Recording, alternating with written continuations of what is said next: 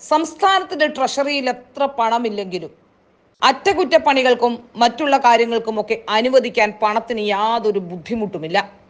പിണറായി വിജയന്റെ ചിത്രങ്ങൾ വെക്കാനാണെങ്കിലും പിണറായി വിജയന് ഏതെങ്കിലും തരത്തിൽ ഗുണമുണ്ടാകുന്ന കാര്യങ്ങളാണെങ്കിലും അപ്പോൾ പണം അനുവദിച്ച് കിട്ടുകയും ചെയ്യും.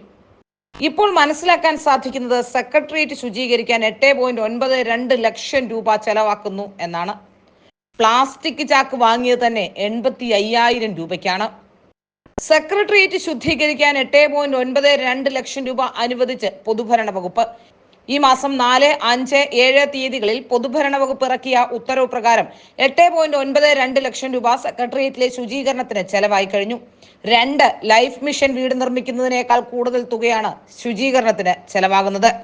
അതേസമയം ശുചീകരണത്തിന് ആവശ്യമായ പ്ലാസ്റ്റിക് ചാക്കിന്റെ വില 85,000 രൂപയാണ്. 8.92 ലക്ഷം ചെലവായതിൽ ശുചീകരണ സാധനങ്ങൾ വാങ്ങിച്ചത് 8.7 ലക്ഷത്തിനാണ്. സെക്രട്ടേറിയറ്റിലെ CPM നിയന്ത്രണത്തിലുള്ള സ്റ്റാഫ് സഹകരണ സംഘത്തിന്റെ മാവേലി സ്റ്റോറിൽ നിന്നുമാണ് ശുചീകരണ സാധനങ്ങളും പ്ലാസ്റ്റിക് ചാക്കും വാങ്ങിയത്. ഉത്തരവിറങ്ങിയതോടെ ഈ ആഴ്ച തന്നെ സഹകരണ സംഘത്തിന് പണം ലഭിക്കുകയും ചെയ്യും.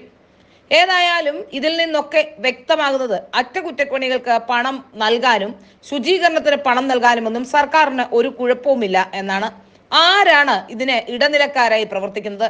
ഏതെങ്കിലും തരത്തിലുള്ള ഇടനിലക്കാർ ഇതിന് പിന്നിലുണ്ടോ? ഇത്രയധികം പണം അനുവദിക്കുമ്പോൾ ആരാണ് ഇതിന്റെ പിന്നിൽ പ്രവർത്തിക്കുന്നത് എന്നതും ചോദ്യചിഹ്നമാവുകയാണ്.